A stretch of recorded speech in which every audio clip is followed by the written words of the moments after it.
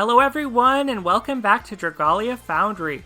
For today's video, I'm going to be talking all about the Master Difficulty Challenge Battle Chaos is Calling from the Accursed Archives Facility event. I mentioned last week that I hadn't gotten a clear on this yet, and I have been able to do so in the time since. So once my facility was at level 16, I was able to get my first clear. Once it was at level 20, I was able to get a deathless clear. And now that it's at level 29, on its way to the max level, I've been able to get a few more budget clears as well.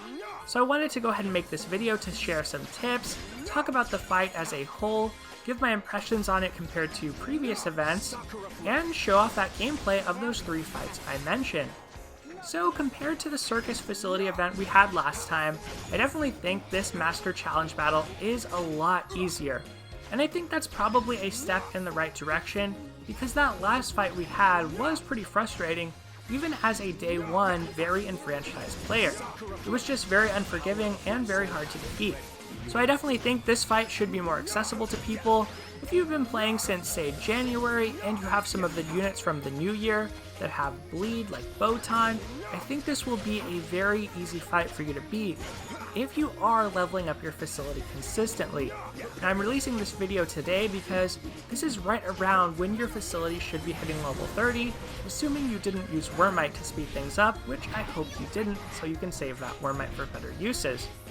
But if you haven't beaten this yet, my experience with it is that you want to plan around the waves, you want to learn the fight. The more practice you do, the easier it will become. Now basically, if you are just trying to practice and don't want to waste stamina, another thing you can do is just hit the give up button in the middle of the fight. That won't consume your stamina and you won't get that completed message because it's not the same as dying on the quest where you still get some rewards. So that is my advice if you're trying to practice. In my experience, the first wave and the third wave are relatively easy, but the second and fourth waves, due to the positioning of enemies, are very tough because it's hard to take out a lot of enemies with one skill. As far as helpers go, it depends on what your team is lacking. If you're able to get to time consistently with a lot of your teammates alive, that probably means you want to use a damage-dealing helper like Ieyasu or Kurin, depending on what's available on your friends list. On the other hand, if you are finding that a lot of your team is dying, you probably want to use a healer, and some of the best ones are Verica and Vixel for their healing over time, if you have friends with them, or Heinwald, but it needs to be a fairly invested Heinwald, and that would be best to top off some healing you already have on your team. He's been pretty rare for me on my friends list, so I don't know if you'll have a lot of Heinwalds around, but he is another good option. So typically what I'd suggest is to start the fight by clearing out the first wave relatively quickly, then starting from either the top or bottom of that second wave that's kind of in a semicircle or crescent moon shape, and focusing on the raptors, the birds, because I find those to be more annoying. Both those and the wolves can cause knockback, which can slow you down significantly. But if you have a fairly mobile character, one with 4 strikes that can move them around like a blade or a lance, I found that to be a pretty good lead and made it easier to dodge in that phase, although that's not necessarily reflected as I do get hit sometimes in these clears. That phase, I don't think you necessarily need to use a skill, but it can help if you're playing a character who has 1 charged. You can group up a significant number of enemies and use a skill on them, especially if you're able to move there before they spawn. Now for me, I tended to use my skills on the next phase on wave 3, however, I do think that wave is a little bit weaker. The big advantage though is that they're very clustered, so if you can proc a skill immediately on them, you can pretty much wipe out that entire wave and move on to wave 4. Now wave 4 is where things get hard. The Cyclopses are pretty tanky. The eyeballs, the flying eyeballs, deal a surprising amount of damage. And if left unchecked, they can defeat you or your AI, so those are a big threat. I definitely think you should consider using your dragon here. It depends on what dragon you have. I use Juggernaut for most of this, and Juggernaut has a straightforward charge. And one of the issues with this wave is it's just hard to hit all the enemies at once, no matter what skill you're using. If you're using an axe wielder, say you have Sazanka or Kurin, their Force Strike potentially could be used to draw enemies in, and it can hit a wide range of enemies. Sazankas can put them to sleep, so that is another tactic that could work. You could also consider using a helper skill here, but ultimately for me, most of the time with my setup that I'm showing now, I basically just tried to deal out damage and slowly whittle this wave down, saving my dragon and saving my helpers for the actual boss itself. Now once the tree spawns, you might think you're out of the woods, and that's all you have left to face, but unfortunately, or fortunately, depending on how you think about this, there are a lot of other enemies, which makes this fight pretty difficult. There are random mobs that will spawn in. There's some slimes, there's raptors, there's giants when you first start off, those mini giants, those cyclopses. So there are a lot of random mobs. My biggest advice to you, if you're newer to the game, is use your skills wisely, because when you use a skill, that cutting animation, for a short moment, your teammates are invulnerable. They're not going to take damage. So you may know that you can use skills to dodge those red area of effect attacks, but you may not know that it also protects your teammates for a certain amount of time. So that can really help with your team survival. It can also help to just maintain pressure instead of having to dodge away from attacks. The more frequent skills you have access to, the easier it is to just stay on the tree. I think there is some merit to maybe picking off some of the smaller mobs, but mostly if the tree is inaccessible to you, and this usually happens once it gets into Overdrive. So I'll talk about Overdrive. This is where I feel like having the damage output is so important for this fight, because the longer the boss stays in Overdrive, the higher the threat level to everyone on your team.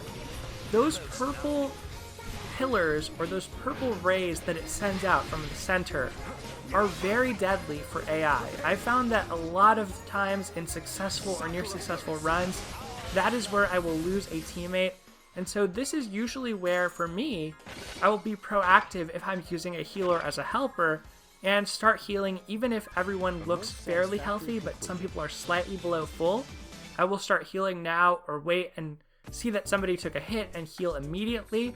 You want to try use your Force Strikes to break the boss as soon as you can. It may even be a good idea to Dragon.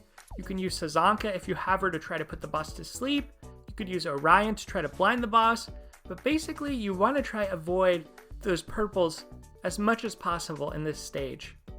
Now if you're able to do that and break the boss, that is when I like to use my Dragon, and basically because Juggernaut is so focused on a singular target, if he had a wider radius, I think I could definitely see using that Dragon just to clear out mobs, but with the way Juggernaut works and that being the dragon I mainly use, that's when I would suggest you use it.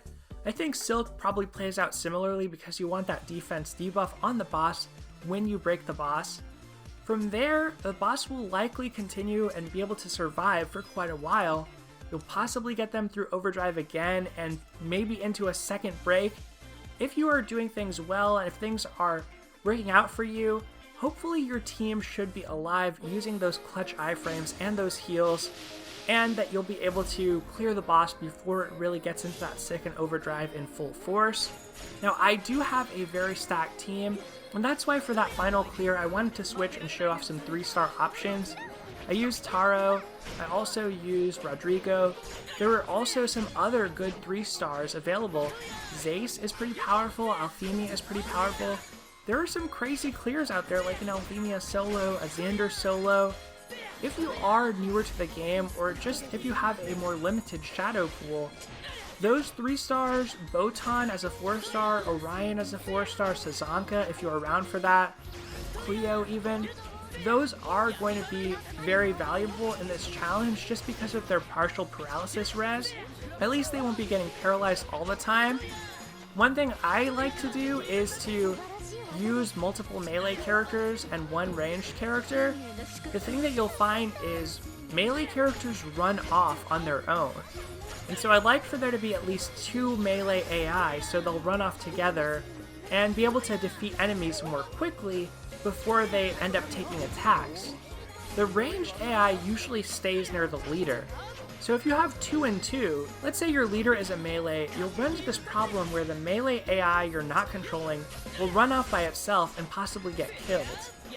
And so that is why for this budget clear I use this composition of Taro, Rodrigo, Botan, and Cleo. I'm only using 4-star dragons here. I'm only using some 5-star dragons we got for free, and of course Botan and Cleo were free units. However, I am using really built out weapons, but that's mainly stuff that is gated by time, the weapons, the dojos, the facility level.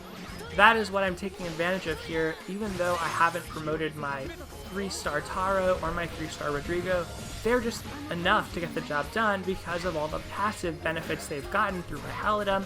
So definitely let me know how it's gone for you.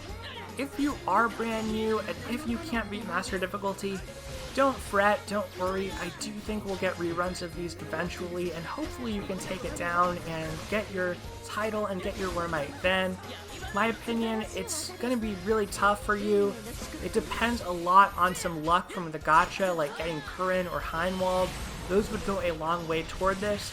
And if you're really hell-bent on it, it'll probably also depend on your free 5-star you get nowadays when you start the game. Those could be the linchpin in your strategy.